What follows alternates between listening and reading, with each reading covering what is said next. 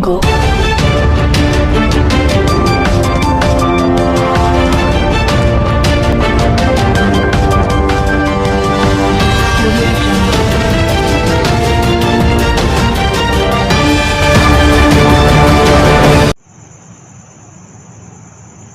नमस्कार दोस्तों, मैं सरवर खान सरीवाला न्यूज़ IBN से।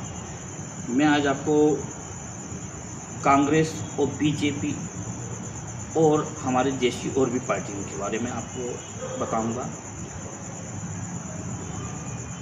बीजेपी का कहना है कि देश ने जो तरक्की करी वो सिर्फ और सिर्फ बीजेपी के शासन में करी। हमें ये भी नहीं भूलना चाहिए कि बीजेपी के अंदर जितने भी नेता ज़्यादातर हैं वो कांग्रेस से ही भागे हुए हैं या कांग्रेस से निकाल दिए गए या खुद कांग्रेस को छोड़कर आ गए। ये उन्हीं नेताओं से बीजेपी बनी। ये हमारे देश की सच्चाई है। अगर हम बात करते हैं तरक्की की, देश के विकास की,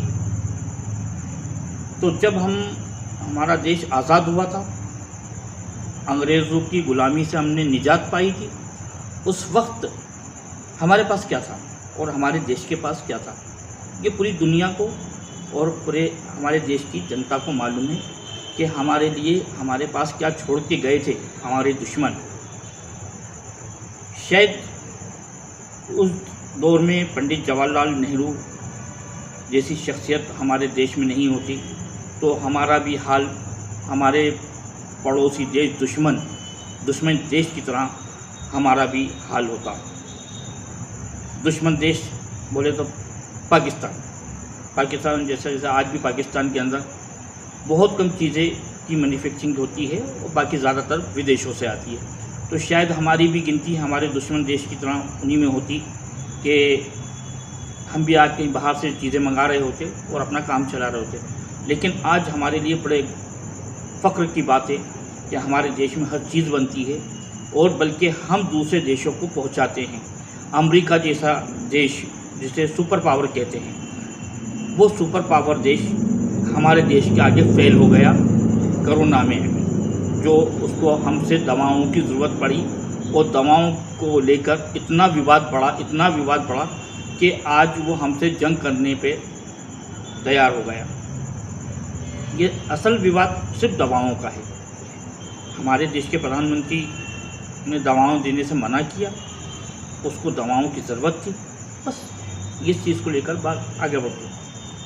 वो एक बात अलग है कि चाइना से हमारी सेना लड़ेगी, पाकिस्तान से हमारी मीडिया लड़ेगी, कोरोना से आम जनता लड़ेगी और बीजेपी और कांग्रेस सिर्फ चुनाव लड़ेगी। ये एक अलग चीज़ हो गई।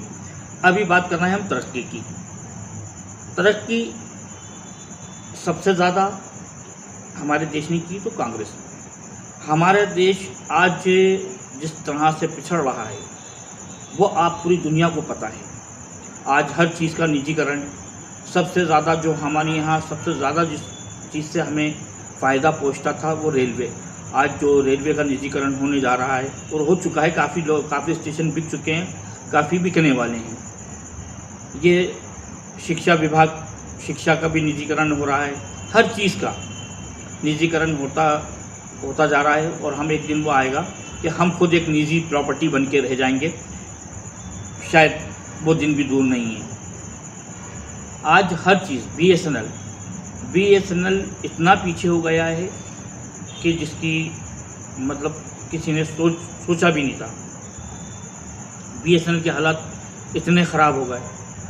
BSNL जियो उसके मुकाबले बहुत आगे है, जबकि BSNL को आगे होना था।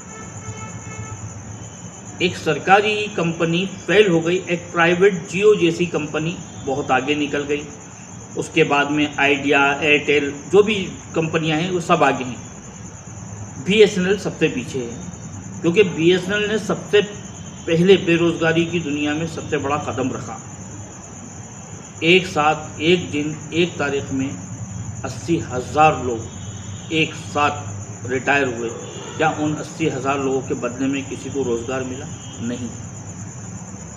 मैं इसी तरह की तरक्कियों की बात कर रहा हूँ और जिस तरह से अभी हमारे देश में 28 सीटों को लेकर चुनावों में घमासान मचा हुआ है, वो भी थोड़ी सी एक नज़र आपको डालूंगा। ज्योतिरादित्य सिंधिया, उनका बीजेपी में कदम बीजेपी के लिए बड़ा भारी पड़ रहा है।